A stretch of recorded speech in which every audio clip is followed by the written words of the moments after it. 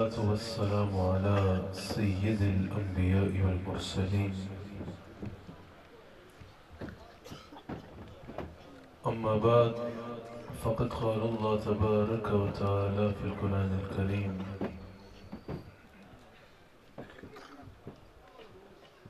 أعوذ بالله من الشيطان الرجيم بسم الله الرحمن الرحيم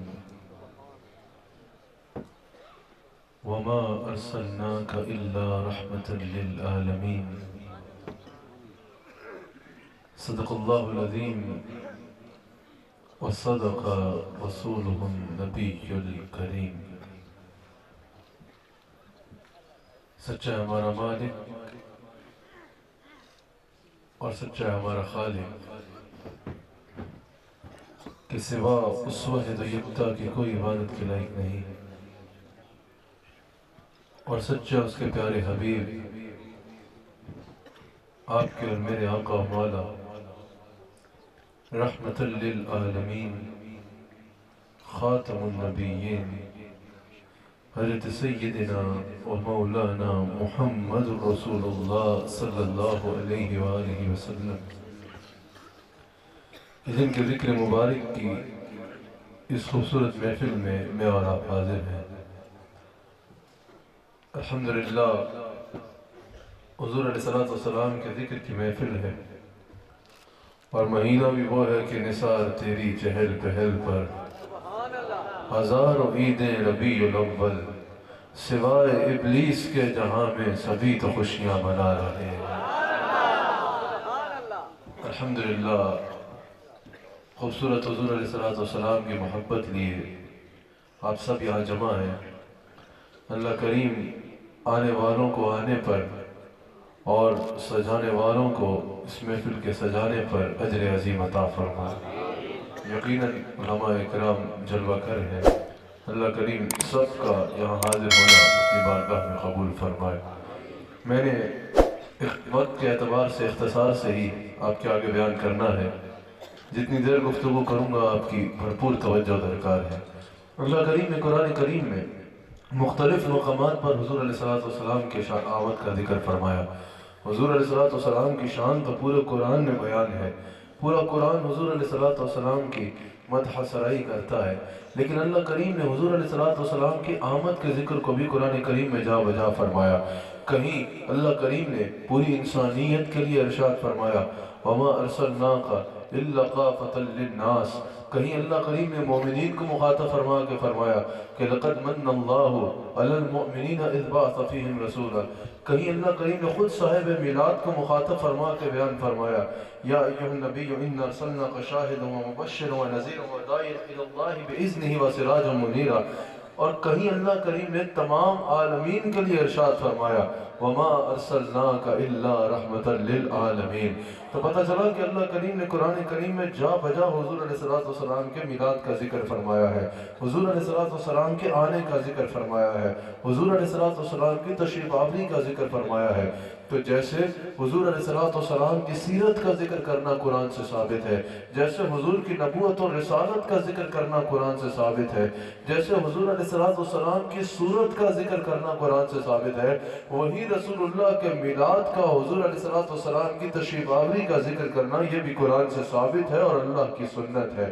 میں نے حضور علیہ السلام کے میلاد پاک میں اس محفل میں، کیونکہ میلاد کا مہینہ ہے، میلاد کی محفل ہے، آپ سے کلام کرنے کے لیے جس آیت کا انتخاب کیا ہے وہ یہ ہے کہ وَمَا أَرْسَلْنَاكَ إِلَّا رَحْمَةً لِلْعَالَمِينَ۔ جیسے واقعہ معراج نظر آنے میں ایک واقعہ ہے نا، لیکن اس ایک معجزے میں حضور علیہ السلام کے کئی معجزات موجود ہیں۔ معراج ایک معجزہ ہے دیکھنے میں، لیکن معراج میں قدم قدم پہ حضور علیہ السلام کے اس ایک معجزے میں کئی معجزات موجود ہیں۔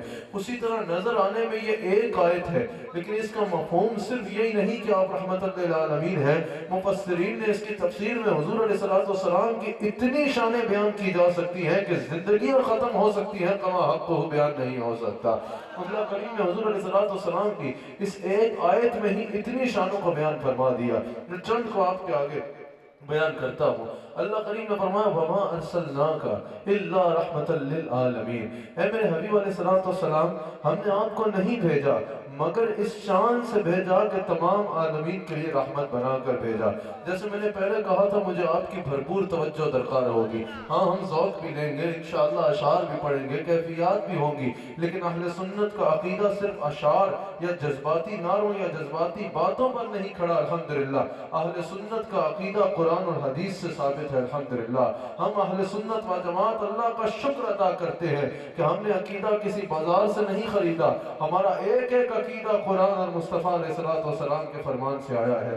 اللہ کریم نے فرمایا وَمَا أَرْسَلْنَاكَ إِلَّا رَحْمَةً لِّلْعَالَمِينَ۔ اب یہاں پر مفسرین نے کہا کہ اگر اللہ کریم یہاں یوں بھی ارشاد فرما دیتا نا کہ اے میرے حبیب علیہ السلام ہم نے آپ کو عالمین کے لیے رحمت بنا کر بھیجا ہے، اگر صرف یہی مقصود ہوتا کہ صرف یہی بتانا ہے کہ آپ عالمین کے لیے رحمت ہیں، تو اگر اتنا بھی بیان ہو جاتا کہ اے میرے حبیب علیہ السلام ہم نے آپ کو تمام عالمین کے لیے رحمت بنا کر بھیجا ہے، بات بھی واضح تھی، مضمون بھی مکمل تھا، مفہوم بھی واضح تھا، سب کے سمجھ میں آ رہا تھا کہ رسول اللہ صلی اللہ علیہ وآلہ وسلم رحمت للعالمین ہے۔ آپ بتائیے اگر اتنا بھی ارشاد ہوتا کہ اے میرے حبیب علیہ السلام ہم نے آپ کو تمام عالمین کے لیے رحمت بنا کر بھیجا، تو آپ کو سمجھنے میں کوئی دقت تو نہیں ہو رہی تھی نا، آپ کو سمجھنے کو مشکل تو نہیں ہو رہی تھی، آپ کو سمجھ میں آ رہا تھا کہ رسول اللہ صلی اللہ علیہ وآلہ وسلم رحمت للعالمین ہے۔ لیکن مفسرین کہتے ہیں صرف اللہ نے یوں نہیں فرمایا کہ ہم نے آپ کو عالمین کے لیے رحمت بنا کر بھیجا، اللہ کریم نے فرمایا وَمَا أَرْسَلْنَاكَ إِلَّا رَحْمَةً لِّلْعَالَمِينَ۔ یہاں ماں نفی کے لیے ہے اور الا اس بات کے لیے ہے۔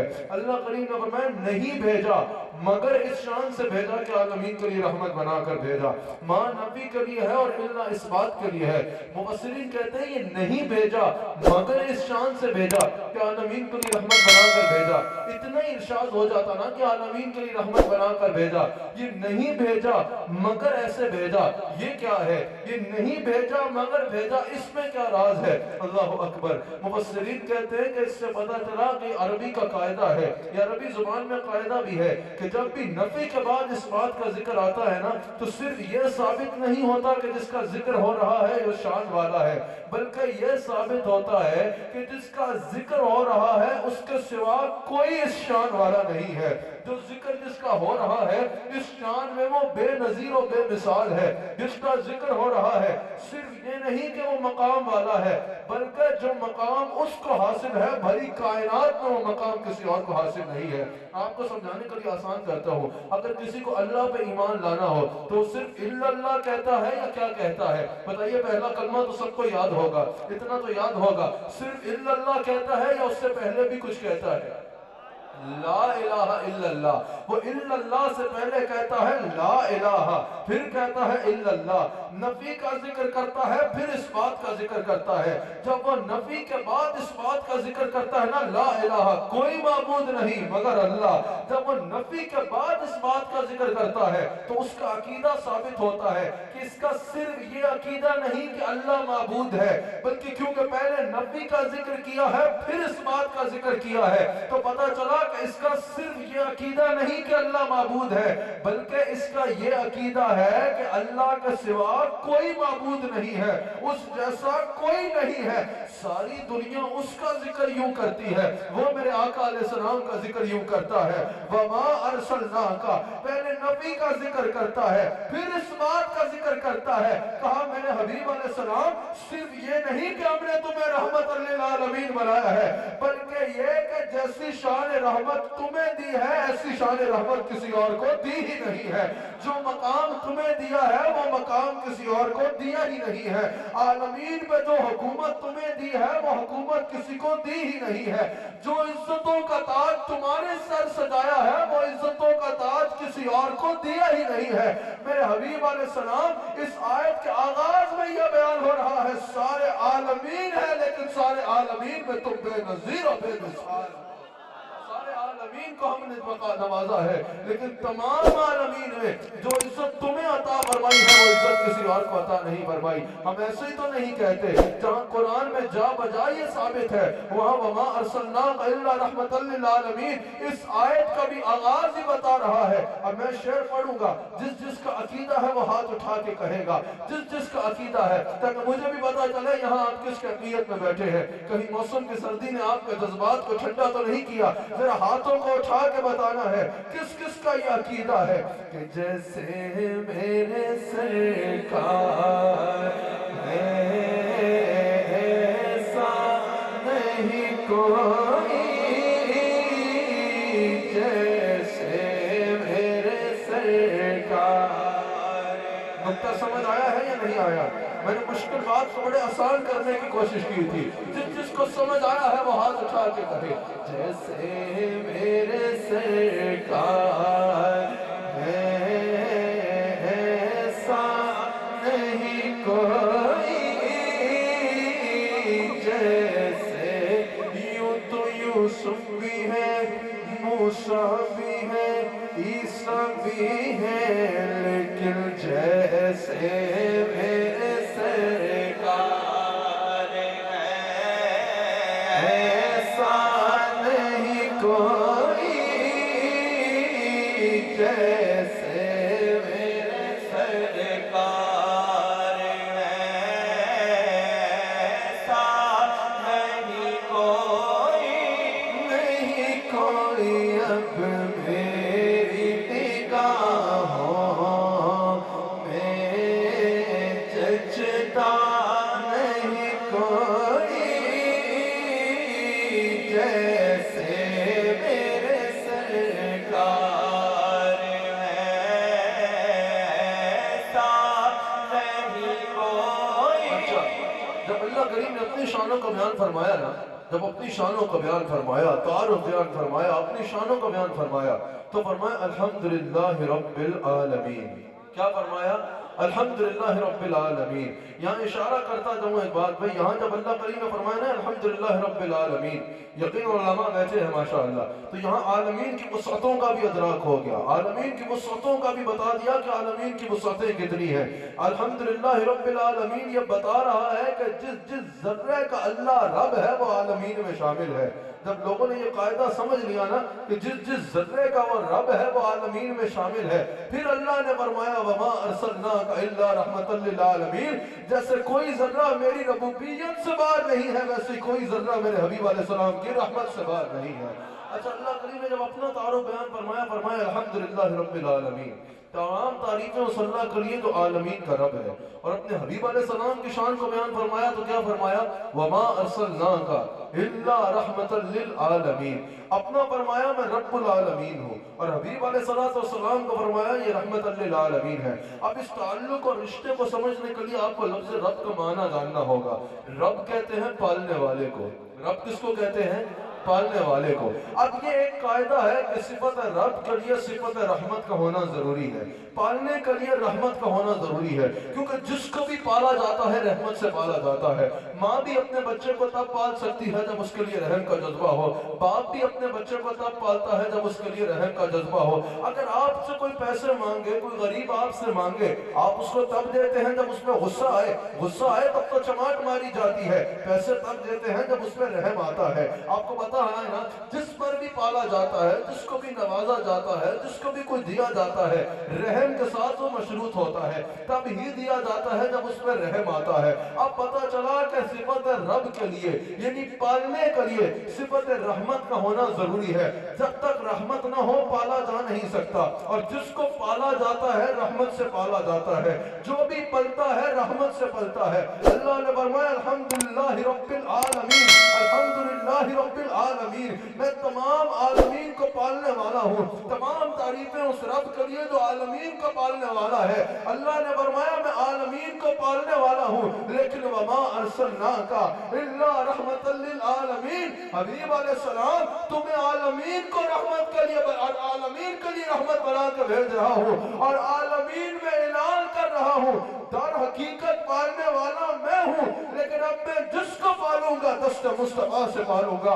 اگر عرشی پلیں گے تو دسترخوان خان کرم مصطفیٰ سے پلیں گے، اگر عرشی پلیں گے تو دست مصطفیٰ سے پلیں گے، اگر جنت والے پلیں گے تو دست مصطفیٰ سے پلیں گے۔ ہماری ساری خدائی میں ہمارے خزانوں سے جس کو جب بھی جو ملے گا وہ دست مصطفیٰ علیہ السلام سے ملے گا۔ وہ حضور علیہ السلام کے دست رحمت سے ملے گا، حضور علیہ السلام کے دست رحمت سے ملے گا۔ اللہ کریم نے واضح فرما دیا، در حقیقت میں عالمین کو پالنے والا ہوں، لیکن اب میں جس کو بھی پالوں گا دست مصطفیٰ علیہ السلام سے پالوں گا۔ اچھا ایک اور بات آپ کو جاننا ضروری ہے، یہاں پر علامہ اسماعیل حقی کہتے ہیں، صاحب تفسیر روح البیان، علامہ اسماعیل حقی کہتے ہیں کہ اللہ کریم نے جب حضرت عیسیٰ علیہ السلام کا ذکر فرمایا نا تو فرمایا رحمتاً منا، وہ ہماری رحمتوں میں سے رحمت ہے۔ یعنی جب پہلے انبیاء کا ذکر ہوا، جس طرح حضرت عیسیٰ علیہ السلام کا ذکر ہوا تو اللہ کریم نے فرمایا رحمتاً منا، عیسیٰ علیہ السلام ہماری رحمتوں میں سے رحمت ہے، یعنی ہماری رحمتوں میں سے ایک رحمت حضرت عیسیٰ علیہ السلام ہے۔ علامہ اسماعیل حقی کہتے ہیں کہ جب فرمایا نا رحمتوں میں سے رحمت ہے تو پتہ چلا کہ انہیں رحمتوں میں سے مخصوص حصہ ملا ہے۔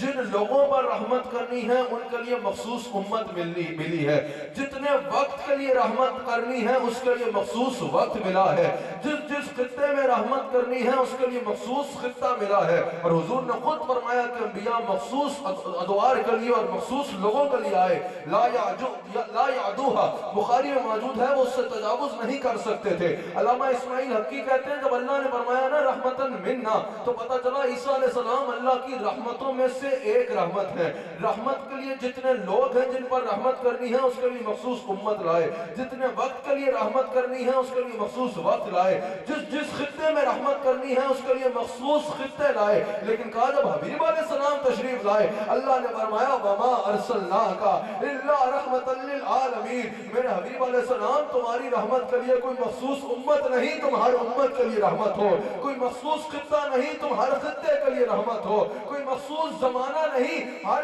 زمانے کے لیے رحمت ہو۔ پہلے انبیاء کی ضرورت صرف ان کی امت کو ہوتی تھی، تمہاری ضرورت اتنی ہے کہ جبریل کو بھی تمہاری ضرورت ہے، انبیاء کو بھی تمہاری ضرورت ہے، فرشتوں کو بھی تمہاری ضرورت ہے، انسانوں کو بھی تمہاری ضرورت ہے، تو جنوں کو بھی تمہاری ضرورت ہے، حیوانوں کو بھی تمہاری ضرورت ہے۔ یہ تو ایک عالم ہے نا، 18,000 یا جس کی تحقیق کے مطابق جتنے بھی عالمین ہیں، اللہ فرماتا ہے ہر ذرہ رحمت کا محتاج ہے۔ میرے حبیب علیہ السلام تم حجت اللہ علی العالمین ہو، جس کو ہماری رحمتوں میں سے کچھ چاہیے اس کو تمہارے دروازے پہ آنا ہوگا۔ جیسے کائنات کا ذرہ ذرہ میرا محتاج ہے، میرے حبیب علیہ السلام کائنات کا ذرہ ذرہ تمہاری ذات اقدس کا محتاج ہے۔ انہوں نے کہا تو پتہ چلا کہ کائنات باقی رہنے کے لیے رحمت کی محتاج ہے، عالمین اور رحمت یہ لازم و ملزوم ہے۔ عالمین سے اگر ایک لمحہ بھی رحمت نکال لی جائے نا تو عالمین چل نہیں سکتے، نفس کائنات رک جائے اگر ایک لمحے کے لیے بھی عالمین سے رحمت جدا ہو جائے، تمہارے اور میرے سے اگر ایک لمحہ بھی رحمت جدا ہو جائے ہم زندہ نہیں رہ سکتے۔ اسی طرح 18,000 عالمین ہیں محدثین کہتے ہیں، یا چلو جتنے بھی ہیں جس کی تحقیق کے مطابق ایک ذرہ عالمین کا ایک لمحہ رحمت کا محتاج ہے۔ کہا کہ اب رسول اللہ رحمت للعالمین ہے، کہا یہ سورج نکلنے میں مصطفیٰ کا محتاج ہے، یہ چاند چمکنے میں مصطفیٰ کا محتاج ہے، یہ بارش برسنے میں مصطفیٰ کی محتاج ہے، یہ ہوا چلنے میں رحمت کی محتاج ہے، تو اور میں سانس لینے میں بھی رحمت کا محتاج ہے۔ علامہ اسماعیل حقی کہتے ہیں پتر ایک لمحہ بھی میرا نبی نہ ہونا تمہیں لگ سمجھ جائے، یہ سورج نکل نہ پائے، یہ چاند چمک نہ پائے، یہ بارش برس نہ پائے، یہ ہوا چل نہ پائے، تو اور میں سانس بھی نہ لے پائے، اگر نبض کائنات جاری ہے تو رحمت للعالمین کے دم قدم سے جاری ہے۔ اگر نبض کائنات جاری ہے تو رحمت للعالمین قدم قدم سے جاری ہے۔ رحمت للعالمین، اللہ اکبر۔ یہاں بڑی توجہ درکار ہے، ہر رحمت ایک حد تک رحمت ہوتی ہے، اگر اس سے تجاوز کر جائے تو وہ زحمت میں بدل جاتی ہے۔ مثال کے طور پہ اگر گرمی کا موسم ہو اور ٹھنڈی ہوا چلے، آپ کہتے ہیں رحمت کی ہوا چل رہی ہے، بالخصوص کسی گرمی تپتی ہوئی دھوپ ہو گرمی کی اور اس میں کسی غریب کی جھونپڑی میں ٹھنڈی ہوا کا جھونکا آئے، وہ کہتا ہے بھئی رحمت کی ہوا آ گئی، اور اگر وہی ہوا تیز آ جائے تو غریب کی چھت اڑا کے لے جاتی ہے۔ اگر بارش ہلکی ہلکی برسے تو ہم کہتے ہیں رحمت برس رہی ہے، اور اگر وہی ذرا تیز اور زیادہ برس جائے تو سیلاب آ جاتا ہے۔ چلو یہ تو دنیا کی مثالیں ہیں، ہر نبی اللہ کی رحمت بن کے آیا۔ حضرت آدم علیہ السلام سے لے کر حضور علیہ السلام سے پہلے حضرت عیسیٰ علیہ السلام تک جتنے انبیاء تشریف لائے سب اللہ کی رحمت ہے، کسی کی رحمت ہونے میں شک نہیں ہے، ہر نبی اللہ کی رحمت بن کے آیا، لیکن صرف ان کے لیے رحمت جنہوں نے ان کی پیروی کی۔ پہلے جتنے انبیاء تھے وہ رحمت تھے، لیکن صرف ان کے لیے رحمت تھے جنہوں نے ان کا کلمہ پڑھا۔ جنہوں نے کلمہ نہیں پڑھا وہ ان کے لیے رحم نہیں تھے، وہ ان پر رحم نہیں کرنے والے تھے۔ پہلے جتنے انبیاء تشریف لائے سب رحمت تھے، لیکن صرف ان کے لیے جنہوں نے ان کا کلمہ پڑھا۔ اگر کسی نے ان کے سامنے آ کے ان کی باتوں کا واضح انکار کر دیا، اس طرح کی ان کی توہین کر ڈالی، تو انبیاء کی دعائے ضرر کا ذکر بھی قرآن میں موجود ہے۔ انبیاء نے اس قوم کو یہ دعائے ضرر کر دی کہ حضرت نوح علیہ السلام کی بات کا انکار کیا گیا، توہین شروع کر دی، لوگوں نے تنگ کرنا شروع کر دیا۔ تو قرآن میں موجود ہے، انہوں نے کیا کہا؟ یا اللہ ان کافروں کو ایسا عذاب دے جن کی طرف کہ ان کا ایک گھر بھی دنیا میں باقی نہ رہے۔ پہلے اور بھی انبیاء، قارون کا حشر کس سے چھپا ہے کہ قارون کا کیا حشر ہوا تھا؟ پہلے انبیاء علیہ السلام کے سامنے اگر کوئی آیا اور اس نے ان کی بات کا انکار کیا واضح طور پہ، یعنی توہین کر ڈالی، تو انہوں نے اس قوم کے لیے دعائے ضرر کی کہ یا اللہ اس قوم پر اپنا عذاب بھیج۔ لیکن میرے مصطفیٰ علیہ السلام واحد وہ رحمت ہے جو سراپا رحمت ہے، ان میں زحمت کا کوئی پہلو موجود ہی نہیں ہے۔ مصطفیٰ علیہ السلام وہ رحمت ہے جن میں زحمت کا کوئی پہلو موجود نہیں ہے۔ اگر پہلے انبیاء کے سامنے کوئی اس انداز میں آیا تو اس کے ساتھ کیا ہوا وہ آپ کے سامنے ہے۔ میرے نبی علیہ السلام اگر طائف تشریف لے کے جاتے ہیں، میرے نبی علیہ السلام پر سنگباری کی جاتی ہے، پتھر برسائے جاتے ہیں، حضور دعائے ضرر نہیں کرتے، جبریل خود حاضر ہوتے ہیں، عرض کرتے ہیں یا رسول اللہ صلی اللہ علیہ وآلہ وسلم اگر آپ حکم دیں تو ان پہاڑوں کو ان طائف والوں کے اوپر گرا ڈالوں تاکہ ان کا نام و نشان مٹ جائے۔ حضور نے فرمایا ہونے کو تو یہ ہو جائے گا، لیکن گویا کہ میری رحمت للعالمین ہی کہاں جائے گی؟ پھر میری رحمت للعالمین ہی کہاں جائے گی؟ میں صرف اپنوں کے لیے تو نہیں، میں تو سب کے لیے رحمت بن کے آیا ہوں۔ یہ خبر نہیں رکھتے، چھوڑ دو، ہو سکتا ہے ان کی نسلوں میں کوئی ایمان والے آ جائیں۔ آج اہل علم اس بات سے آگاہ ہے، اگر عرب میں سب سے زیادہ محدثین پائے جاتے ہیں تو طائف کی سرزمین پہ پائے جاتے ہیں، طائف کی سرزمین پہ پائے جاتے ہیں۔ پہلے انبیاء علیہ السلام کے سامنے اگر کوئی آیا نا مخالف بن کے تو انہوں نے اس کے لیے دعائیں ضرر کی، لیکن میرے مصطفیٰ کا شان سنو، میرے مصطفیٰ علیہ السلام کعبے کا طواف فرما رہے ہیں۔ حضور علیہ السلام کے بہت بڑے دشمن اس وقت اسلام قبول نہیں کیا، فضالہ ان کا نام ہے، بغل میں خنجر چھپاتے، کہتے ہیں یہ بہترین موقع ہے، یہ اکیلے ہیں، ان کے ساتھ کوئی اور ہے بھی نہیں، یہ بہترین موقع ہے، حملہ کر دو۔ حضور علیہ السلام کے آگے سے جانے کی کسی کی ضرورت نہیں ہوتی تھی، پیچھے سے گئے۔ حضور فرماتے ہیں نصرت بالرعب، اللہ نے مجھے رعب اور دبدبہ عطا فرمایا ہے۔ پیچھے سے جاتے ہیں، ابھی قریب ہی پہنچتے ہیں، حضور علیہ السلام پیچھے مڑ کے دیکھتے ہیں۔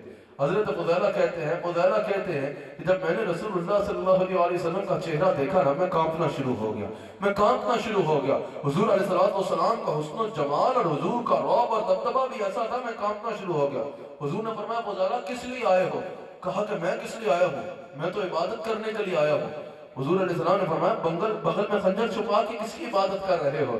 اللہ کے غیب دان نبی نے فرمایا یہ بغل میں خنجر چھپا کر کس کی عبادت کر رہے ہو؟ حضور علیہ السلام کے قدموں میں گر گئے، کہا یا رسول اللہ میں نے آپ حضور کو قریب سے دیکھا نا، جب حضور علیہ السلام کے جمال کو قریب سے دیکھا حضور کے قدموں میں گر گئے، کہا یا رسول اللہ آیا تو کسی اور ارادے سے تھا، لیکن آپ کو ایسے دیکھ کے یا رسول اللہ میں قسم اٹھا کے کہتا ہوں مجھے اب آپ سے زیادہ محبوب اور کوئی ہے ہی نہیں۔ حضور علیہ السلام ایسے پایا پلٹ دیا کرتے۔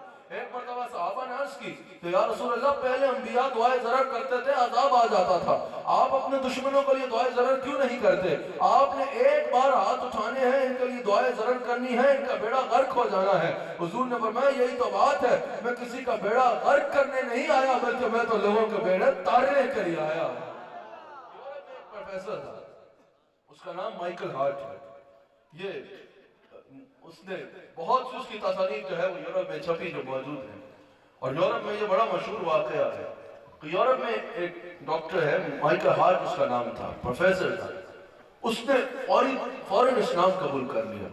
وہاں شور ہوا یورپ میں کہ بھئی مائیکل ہارٹ جس کا اتنا شہرہ تھا جس کے علم کا، اس نے آؤٹ آف نو وے اٹھ کے اسلام قبول کر لیا۔ لوگوں نے اس سے پوچھا کہ which quality of Islam impressed you؟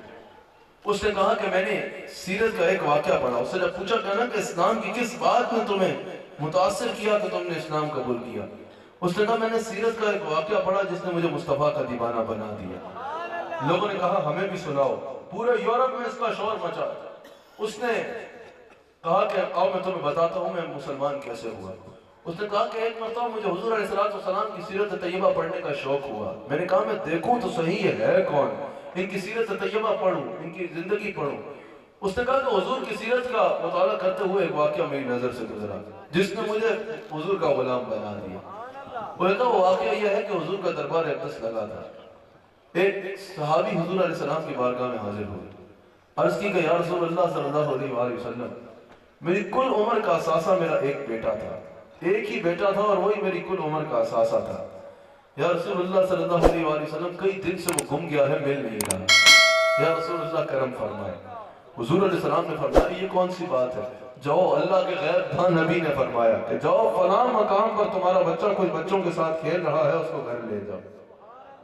وہ صحابی کہتے ہیں کہ میں جانے لگا خوشی سے. اب آپ سوچیں کسی کا ایک بیٹا ہو، اتنے عرصے سے گما ہو کہ ملنے کی امید بھی نہ رہی ہو، اور پتہ چلے کہ وہ فلاں مقام پر موجود ہے، تو خوشی کا کیا عالم ہوگا. وہ کہتے ہیں جب میں جانے لگا حضور نے فرمایا رکو. وہ کہتے ہیں میں رکا. حضور نے فرمایا کہ جاؤ اپنے بیٹے کو گھر لے جاؤ، لیکن اپنے بیٹے کو جب وہاں بلاؤ نا تو بیٹا کہہ کے نہ بلانا بلکہ اس کا نام لے کے بلانا. اور پھر حضور نے فرمایا وہاں پر اس کو سینے سے نہ لگانا، وہاں پر جا کے اس کو پیار نہ کرنا، جتنا پیار کرنا ہوا گھر لے جا کے کر لینا، وہاں اس کا نام لے کے بلانا اور گھر لے جانا. وہ صحابی نے عرض کی یا رسول اللہ جو آپ کا حکم حاضر، لیکن یہ فرمائیے کیا وہ میرا بیٹا نہیں ہے؟ جب وہ میرا بیٹا ہے تو میں اس کو بیٹا کہہ کے کیوں نہ بلاؤں؟ جب وہ میرا بیٹا ہے تو میں اس کو سینے سے کیوں نہ لگاؤں، پیار کیوں نہ کروں؟ حضور علیہ السلام نے فرمایا بیٹا تو وہ تمہارا ہے، لیکن کیونکہ اتنے دن کے فراق کے بعد جب تم اپنے بیٹے سے ملو گے نا تو محبت کا رنگ نرالا ہوگا. تم اس کو جب بیٹا کہہ کے بلاؤ گے تو اس لہجے میں اتنی محبت ہوگی کہ عام طور پہ وہ نہیں ہوتی، اور تب تک تم اس کو سینے سے لگاؤ گے تو اس میں پیار کا ایسا انداز ہوگا جو عام طور پہ نہیں ہوتا. ممکن ہے جن بچوں کے ساتھ وہ کھیل رہا ہے ان میں کوئی یتیم بچہ بھی ہو، اگر وہ تمہارا محبت کا یہ انداز دیکھے گا اس کا دل تڑپ جائے گا کہ کاش آج میرا بھی کوئی باپ ہوتا تو مجھے بیٹا کہہ کے سینے سے لگا کے گھر لے جاتا.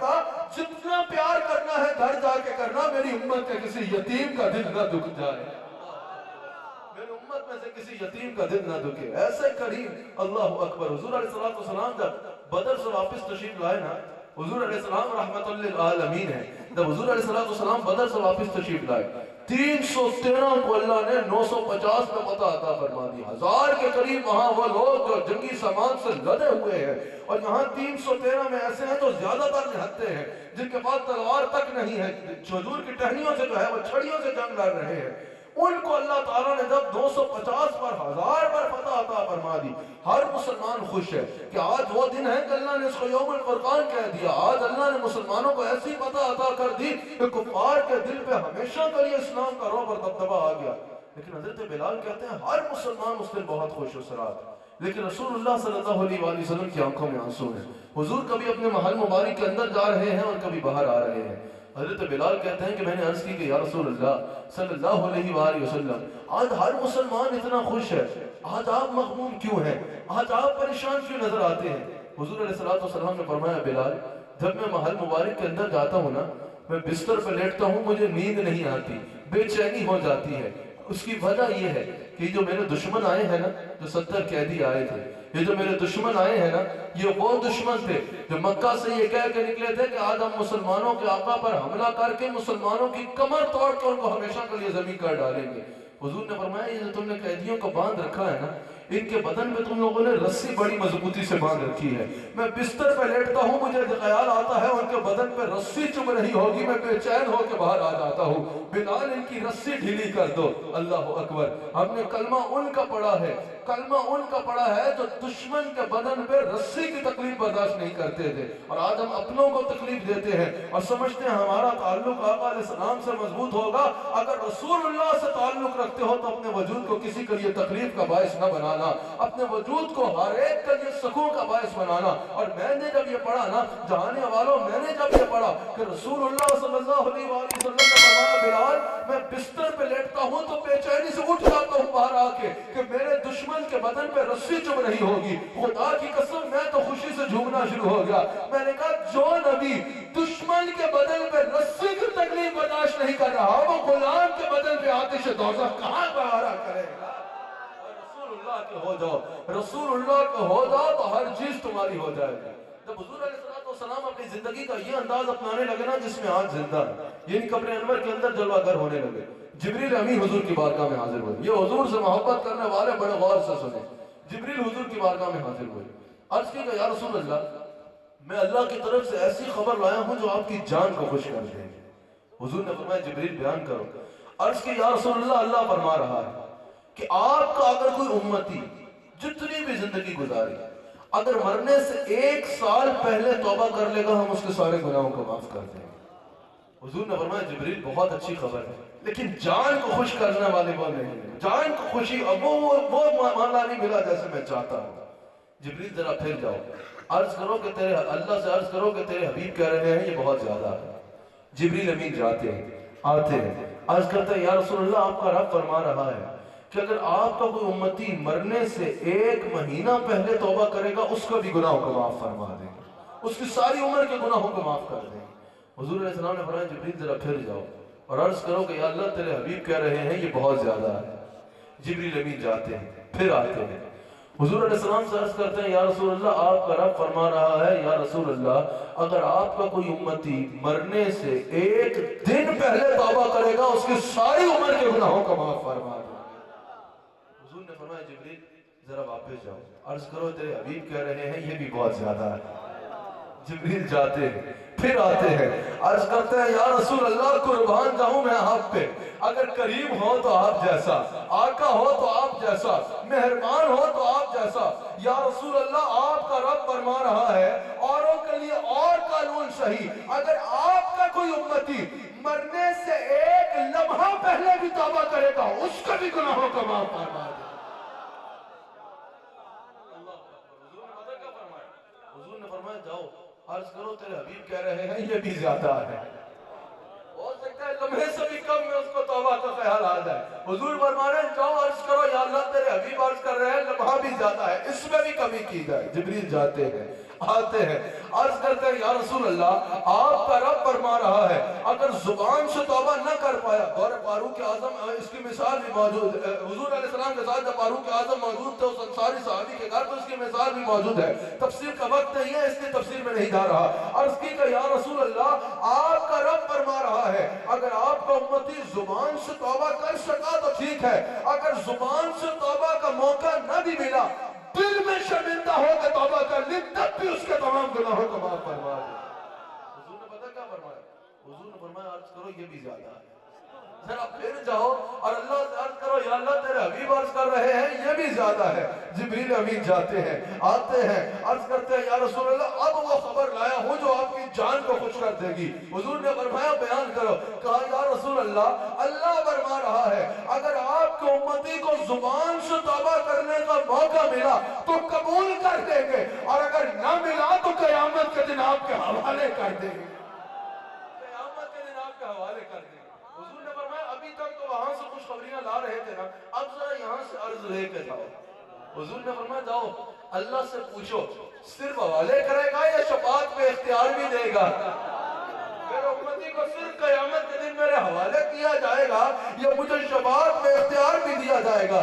جبریل امین جاتے ہیں، آتے ہیں، عرض کرتے ہیں یا رسول اللہ، اللہ فرما رہا ہے آپ کو شفاعت میں ایسا اختیار دیا جائے گا جس کی طرف اشارہ کرو کہ گویا کہ جنت میں داخل کیا جائے۔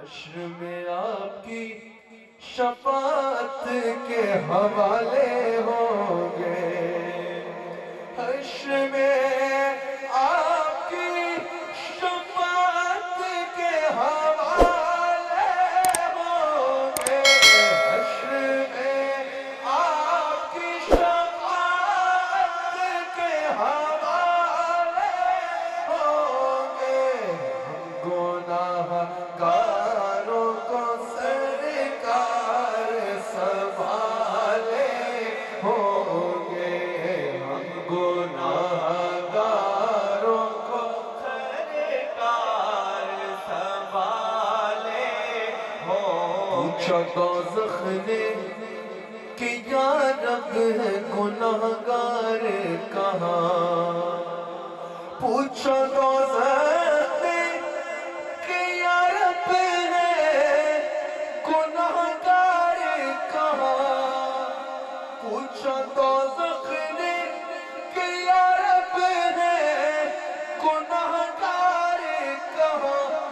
ذات حق بولی محمد نے سنبھالے ہوں گے، ذات حق بولی محمد نے سنبھالے ہوں گے۔ تب نظارہ آج جب ہم یہ کہتے ہیں تو جن کو الجھن ہوتی ہے نا، ان کو ہم قیامت کے دن کہیں گے کہ تب نظارہ میسر ہو تو نجدی دیکھو، تب نظارہ میسر ہو تو نجدی دیکھو، مسند عرش پہ سرکار ہمارے ہوں گے، مسند عرش پہ سرکار ہمارے ہوں گے، مسند عرش پہ سرکار ہمارے ہوں گے، ہم گناہ گاروں کو سرکار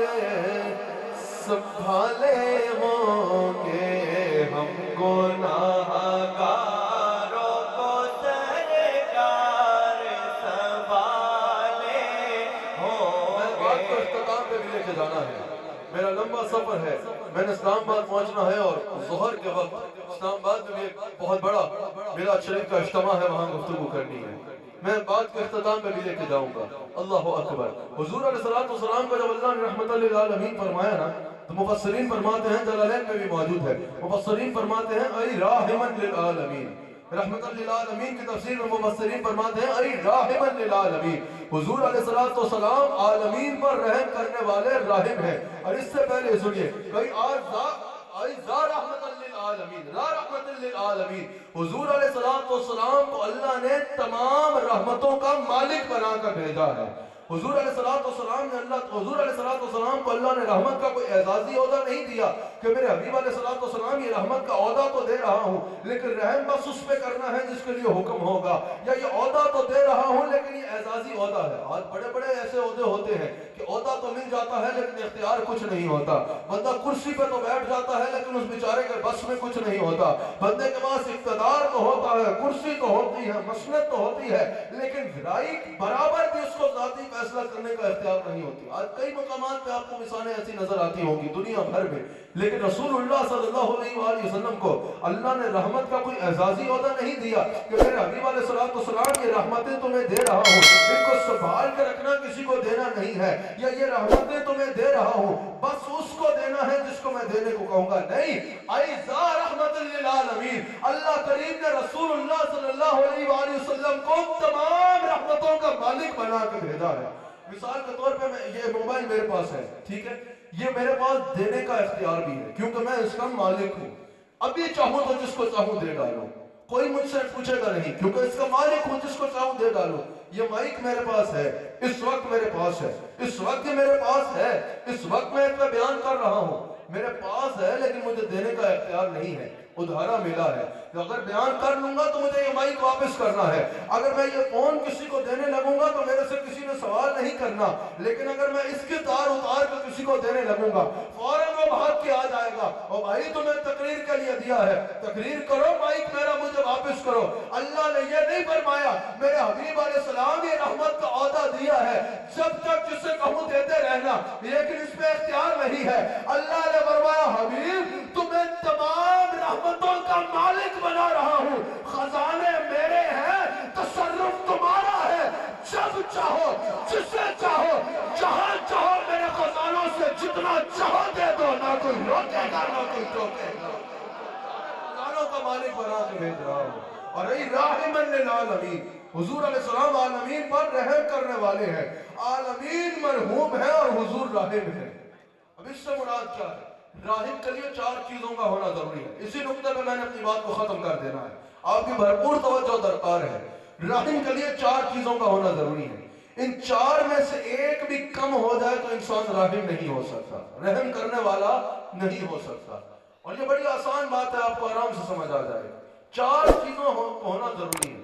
مثال کے طور پر زندہ رہنے کے لیے دل کا دھڑکنا آنا ضروری ہے، سانس کا آنا ضروری ہے، اسی طرح رحم ہونے کے لیے 4 چیزوں کا ہونا ضروری ہے۔ سب سے پہلا یہ کہ رحم زندہ ہو۔ بھئی مردہ کسی پہ کیا رحم کرے گا؟ رحم کا زندہ ہونا ضروری ہے۔ اب حضور کو اللہ نے فرمایا رحمت للعالمین۔ بتاؤ اگر حضور نہیں ہے تو مجھے بتایا جائے، کیا عالمین میں صرف صحابہ شامل تھے؟ کیا عالمین میں صرف انصار شامل تھے؟ کیا عالمین میں صرف اس دور کے لوگ شامل تھے؟ کیا قرآن کا یہ حکم بنا ہو چکا ہے؟ کیا قرآن آقاکی نہیں ہے؟ اگر عالمین میں سب شامل ہیں، اگر قرآن کا یہ حکم بنا نہیں ہوا، اگر قرآن آقاکی ہے تو مان لو صاحب رحمت ہے تو رحمت ہے۔ اگر کوئی کہے کہ دھوپ ہے لیکن سورج نہیں تو وہ پاگل ہے۔ اگر کوئی کہے کہ بارش ہے لیکن بادل نہیں تو وہ پاگل ہے۔ اسی طرح اگر کوئی کہے کہ رحمت ہے لیکن صاحب رحمت نہیں تو وہ منافق ہے۔ اگر رحمت ہے تو مان لو صاحب رحمت بھی گنبد خضرا میں زندہ جلوہ گر ہے۔ پھر رحم کے لیے ضروری ہے کہ رحم جس پر رحم کر رہا ہے اس کے حال سے واقف ہو۔ رحم جس پر رحم کر رہا ہے اس کے حال سے واقف ہو۔ اگر کوئی ڈاکٹر کے پاس جائے اور کہے کہ ڈاکٹر صاحب میرا علاج کرو، اور ڈاکٹر پوچھے کہ بھئی تمہیں تکلیف کیا ہے، وہ بولے یہ تو میں نہیں بتاؤں گا تکلیف کیا ہے، تو ڈاکٹر بولے گا دماغ کا مسئلہ ہے، دماغ کا علاج کراؤ، جب تک تکلیف نہیں بتاؤ کہ میں تمہارا علاج کیسے کروں گا۔ میرے سامنے یہاں آ کے کوئی رونا شروع کر دے کہ مجھ پر رحم کرو، اور میں پوچھوں تم رو کیوں رہے ہو، تکلیف کیا ہے، وہ نہ بتائے تو مجھے کیسے بتا کہ اس کی تکلیف کیا ہے، میں اس کے بعد رحم کیسے کروں گا۔ رحم کے لیے ضروری ہے کہ جس پر رحم کر رہا ہے اس کے حال سے واقف ہو۔ تو پتہ چلا رسول اللہ صلی اللہ علیہ وآلہ وسلم رحمت للعالمین ہے، عالمین کے ہر وقت ہر ذرے کے حال سے مصطفیٰ آگاہ بھی ہیں اور واقف بھی ہیں۔ اور یہاں پر جلال الدین سیوطی کہتے ہیں، امام جلال الدین سیوطی کہتے ہیں کہ رسول اللہ صلی اللہ علیہ وآلہ وسلم اپنے غلاموں سے تو اتنا واقف ہے کہ اگر دنیا کے کسی مقام میں رسول اللہ صلی اللہ علیہ وآلہ وسلم کے غلام کے پاؤں میں کانٹا چبھتا ہے، غلام کو خود کو بعد میں پتہ چلتا ہے، مدینہ پاک میں رسول اللہ کو پہلے خبر ہو جاتی ہے۔ رحم کے لیے ضروری ہے کہ جس پر رحم کر رہا ہے اس کے حال سے بھی واقف ہو۔ تیسری چیز رحم کے لیے ضروری ہے، صرف زندہ ہی نہ ہو، نیرا حال سے واقف ہی نہ ہو، بلکہ جس پر رحم کر رہا ہے اس پر رحم کرنے کو اختیار بھی رکھتا ہو۔ سمجھ آ رہی ہے؟ اس پر رحم کرنے کو اختیار بھی رکھتا ہو۔ اب یہاں پر رو پڑے بھئی مجھے وزیر اعظم بننا ہے، میں اس کے حال سے بھی واقف ہوں، زندہ بھی ہوں، لیکن اس بیچارے کے لیے میں کیا کر سکتا ہوں؟ اگر کوئی کسی کی میت پہ جاتا ہے، وہاں ان کو روتا دیکھتا ہے، وہاں زندہ بھی ہے، ان کے حال سے بھی واقف ہے، لیکن ان پہ مدد نہیں کر سکتا، کیونکہ ان کی مدد اس صورت میں ہوگی کہ مردے کو زندہ کر دیا جائے، اس پر وہ اختیار نہیں رکھتا۔ رحم کے لیے ضروری ہے کہ جس پر رحم کر رہا ہے اس پر رحم کرنے کا اختیار بھی رکھتا ہو۔ صرف یہی ضروری نہیں ہے بلکہ ایک اور چیز بھی ضروری ہے، صرف زندہ ہی نہ ہو، صرف حال سے واقف ہی نہ ہو، صرف اختیار ہی نہ رکھتا ہو، بلکہ جس پر رحم کر رہا ہو اس کے قریب ہو۔ سمجھ آئی ہے؟ اگر یہاں جہانیہ میں کسی کے گھر آگ لگتی ہے اور وہ اسلام آباد کے فائر بریگیڈ کو فون کرتا ہے کہ آ کے میرے گھر کی آگ بجھا دو، تو وہ کہیں گے دماغ خراب ہے تمہارا، تم پوچھو کہ تم زندہ نہیں ہو، وہ بتائیں گے زندہ ہے، ہماری تکلیف سے واقف نہیں ہو، وہ بتائیں گے واقف ہیں، مدد کرنے پہ اختیار نہیں رکھتے، وہ کہیں گے ہاں ہمارے پاس واٹر ٹینک بھی ہے، مدد کرنے کو اختیار بھی رکھتے ہیں۔ آپ پوچھو گے تو مدد کیوں نہیں کرتے، وہ بولیں گے تمہارے قریب نہیں ہے، مدد اس سے مانگو تو تمہارے قریب ہے۔ رسول اللہ رحمت للعالمین ہے، پتہ چلا جسم مبارک کے ساتھ قبر انور میں ہے، روحانی طور پر مصطفیٰ ہر مقام پہ حاضر ہے، کوئی مقام حضور سے دور نہیں ہے۔ فرماتا ہے نبی اولا بالمؤمنین من انفسہم، نبی علیہ السلام مومنین سے ان کی جانوں سے بھی زیادہ قریب ہے۔ تو پہلا کیا ضروری ہے کہ رحم زندہ ہو، اور یہ حضور زندہ ہے، یہ عقیدہ ہم نے گاڑا نہیں ہے، ہم نے عشق کے نام پہ یہ کوئی نیا بازار گرم نہیں کیا، یہ صحابہ کا عقیدہ ہے۔ پوچھو نا حضرت صدیق اکبر سے، کبیر میں امام فخر الدین رازی نے لکھا اور کئی محدثین و مفسرین نے اس کو لکھا ہے کہ جب حضرت صدیق اکبر کا وقت آخر آیا، صدیق اکبر کی وصیت کیا تھی کہ جب میں مر جاؤں نا میری میت کو اٹھانا اور رسول اللہ کے دروازے پہ رکھ دینا، اور حضور سے عرض کرنا یا رسول اللہ غلام حاضر ہے، کیا حکم ہے، اگر اجازت ہو تو حضور کے قدموں میں دفنا دینا، ورنہ بقی میں دفنا دینا. تو پتہ چلا یہ صدیق اکبر کا عقیدہ تھا کہ جیسے حضور قبر کے باہر زندہ تھے ویسے قبر کے اندر زندہ ہے. اور پھر ایسا ہوا صحابہ نے ان کی میت کو اٹھایا حضور کے دروازے پہ رکھا.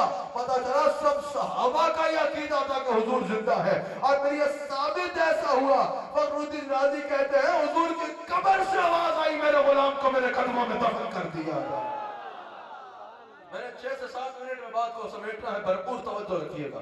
اس پر حافظ ابن کثیر جو علامہ ابن تیمیہ غیر مقلد ہے اور غیر مقلدوں کے امام کا شاگرد ہے, حافظ ابن کثیر نے کہا کہ حضور علیہ السلام تو حافظ ابن کثیر نے ولو انہم ظالموا انفسهم جاؤکا فاستغفر اللہ واستغفر لهم الرسول لوجدوا اللہ توابا رحیما کی تفسیر میں یہ لکھا ہے. کیا کہ ایک عربی تھا, اس نے اپنی جان کا ظلم کر دیا, اللہ کو ناراض کر بیٹھا, اللہ کے اندر دروازے ہوئے. اب جس صحابی سے کہے میں نے رسول اللہ سے ملنا ہے وہ حضور کی یاد میں تڑپ کر رونا شروع کر دے. اتنے میں پہنچ گیا مولا علی تک. اب بتاؤ یہ ہو سکتا ہے کوئی علی تک پہنچ جائے اور اسے رسول اللہ نہ ملے؟ حضرت علی تک پہنچ گیا. حضرت علی نے اس کا ہاتھ پکڑا. یہ ابن مکی مدنی عربی ہے وہ میرا نبی میرا نبی میرا نبی ہے وہ میرا نبی میرا نبی میرا نبی. ایسے نہیں, ایک بار ہاتھ اٹھا کے وہ میرا نبی میرا نبی میرا نبی ہے وہ میرا نبی میرا مختوم مربی ہے وہی والی کل ہے احمد ہے محمد ہے وہی ختم رسول ہے وہی ختم رسول ہے وہی ختم رسول. ایسے نہیں, تاجدار ختم نبوت احمد ہے محمد ہے وہی ختم رسول ہے مختوم مربی ہے وہی والی کل ہے. وہ جس پہ نظر وہ جس پہ نظر سارے زمانے کی لگی ہے وہ جس پہ نظر سارے زمانے کی لگی ہے وہ میرا نبی میرا نبی میرا نبی ہے وہ میرا نبی میرا نبی میرا نبی ہے. اللہ کا فرمان لم نشرح لک صدرہ منصوب ہے جس سے ورفعنا لک ذکر. اللہ وہ میرا نبی میرا نبی میرا نبی ہے وہ میرا نبی میرا نبی میرا نبی ہے وہ میرا نبی میرا نبی میرا نبی ہے. وہ ذات جو مظہر لولا قلم ہے جو صاحب رب رب شب معراج ہوا ہے وہ ذات جو مظہر لولا